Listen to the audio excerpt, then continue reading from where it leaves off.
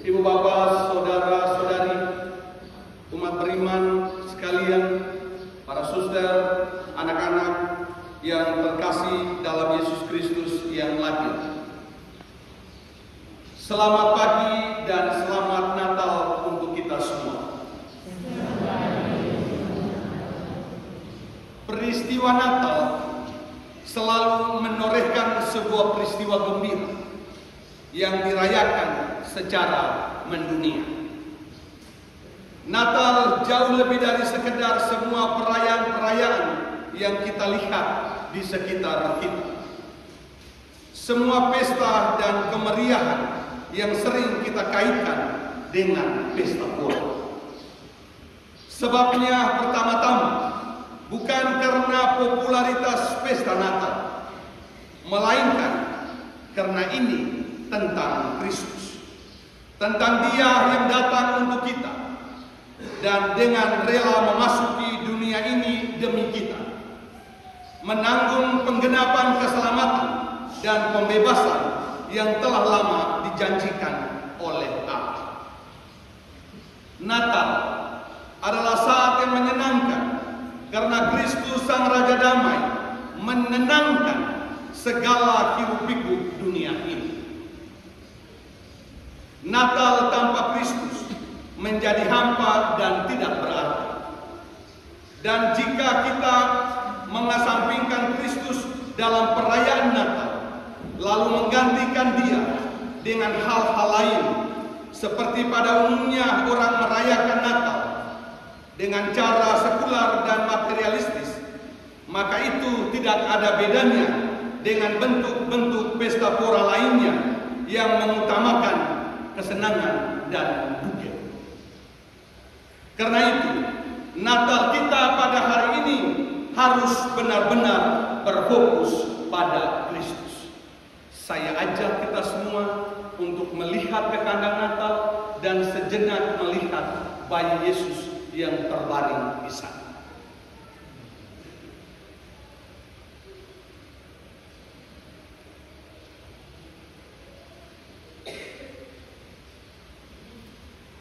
Ibu bapak, saudara-saudari, umat beriman yang terkasih dalam Kristus yang lahir.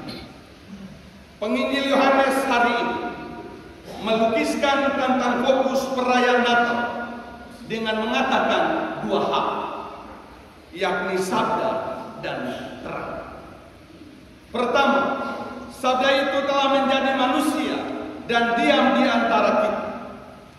Dari kitab Kejadian kita mengetahui bahwa Tuhan itu hanya dengan bersabda dan semuanya tercipta. Dialah adalah sabda itu sendiri, dan ketika sabda itu terucap, semuanya terjadi. Kita sekalian sering mendengarkan sabda. Pertanyaannya, apakah sabda yang kita dengar telah menuntun jalan hidup kita untuk berjalan dalam kebenaran dan keselamatan? Jangan-jangan sabda berlalu begitu saja karena terlalu banyak pesan yang masuk ke dalam hati dan telinga kita. Pesan-pesan itu sering dianggap lebih menarik dan urgen daripada sabda. Tetapi perlu kita ingat bahwasannya orang yang mendengarkan dan mengarahkan hatinya kepada sabda Tuhan dan melaksanakannya, ia akan dihantar kepada Tuhan dan diselamatkan. Hari ini kita bergembira karena Yesus yang adalah sabda, Dia hidup, telah menjadi manusia dan tinggal di tengah-tengah kita. Maka kita bisa mengikuti cara hidupnya agar kita semua dapat diselamatkan. Dalam artian ini, Natal merupakan momentum pembaruan diri kita agar kita bisa lebih setia lagi mendalami sabda Tuhan, sehingga kita bisa menghidupinya dengan lebih baik. Ketika kita melakukan sabda Tuhan, sesungguhnya sabda itu pun menjadikan kita hidup pantas di hadapan Allah dan di tengah-tengah kita, dan kita pasti akan berjalan di dalam kebenaran. Kedua, terang yang sesungguhnya yang menerangi dunia telah datang ke dalam dunia milik kepunyaan. Sebagai milik Kristus, kita mesti terus bergembira karena kita mendapatkan terang yang menuntun kita keluar dari kegelapan dosa. Kita tidak lagi berjalan tanpa arah, tetapi akan diarahkan ke jalan yang benar. Oleh sebab itu, marilah saudara-saudara, kita membuka palungan hati kita, agar Tuhan datang dan mendiami hati kita, membaharui hidup kita, dan membawa kita kepada keselamatan. Dialah sang terang sejati yang kini mendiami dunia, mendiami hati kita masing-masing. Dia akan menjadi terang bagi hidup kita, sebab dalam Dia ada hidup, dan hidup itu adalah terang bagi manusia. Maka Natal merupakan momen pembaharuan hidup kita, agar kita bisa lebih setia lagi sebagai anak-anak terang. Ketika kita menjadi anak-anak terang, sesungguhnya hidup kita akan berjalan dalam terang yang menerangi segala kegelapan dosa kita. Menjadi terang berarti juga menjadi obor atau pelita yang menerangi jalan bagi semua orang. Kita bersyukur bahwa Natal memberikan kita kesempatan untuk memiliki terang yang membawa kita pada jalan yang benar. Oleh sebab itu, merayakan Natal adalah cara kita menunjukkan kualitas terang yang kita miliki, yakni di mana-mana dan kapan saja terang yang ada dalam diri kita harus terus bercahaya. Dengan terang dalam diri kita bisa melawan segala kebobrokan, kemunafikan, tipu daya, dan pelbagai kejahatan lainnya.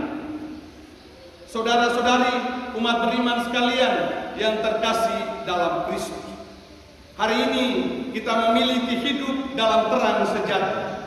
Tetapi menjadi tugas kita selanjutnya adalah menjaga terang jangan sampai padam oleh keegoan diri kita, oleh kemalasan dan mental cari gampang, oleh kerakusan dan oleh sikap kita yang tidak pernah puas dengan apa yang ada. Bahkan kita diharapkan untuk menjadi terang satu bagi yang lain, yang saling menuntun dan saling mendukung agar semuanya bisa selamat. Semoga kita selalu setia pada Sang Sabda dan pada Sang Terang sejati, dan meninggalkan segala macam kegelapan. Yesus Sang Sabda dan Sang Terang sejati sangat peduli dengan hidup kita. Ia tidak mau hidup kita menjadi sia-sia oleh karena dosa. Maka kita juga harus peduli dengan hidup sesama di sekitar kita dengan cinta dan solidaritas. Yesus yang lahir di Bethlehem adalah wajah Allah yang membuat dirinya dekat dengan kita karena cinta. Cinta Tuhan selalu mempersatukan kita. Maka pesan Natal untuk kita bawa pulang dari perayaan ini adalah hiduplah dalam cinta Tuhan dengan semangat berbagi dan solider, seperti Kristus yang rela meninggalkan surga untuk solider dengan kita. Kata kunci untuk kita pegang setelah perayaan ini adalah cinta dan solidaritas. Dua kata yang amat-amat biasa, tetapi harus dibuktikan terus-menerus. Kita pasti bisa kalau kita benar-benar terus fokus pada Kristus. Mari kita sembah Dia dan kita puji Dia. Saya mengakhiri khotbah saya dengan menyanyikan lagu Natal yang saya buat beberapa waktu yang lalu. Hari ini ku nyalakan lilin kecil ini di hadapan palungan kelahiranmu. Ku sujud menyembahmu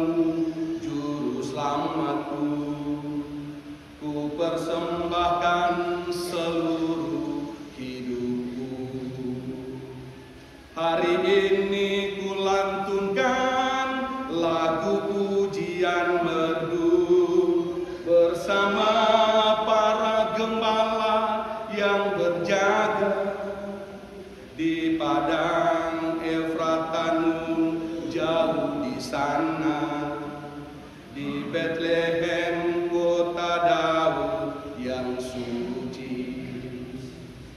Gloria in excelsis Deo, Gloria in excelsis Deo. Damai di bumi bagi manusia, damai di hati yang remuk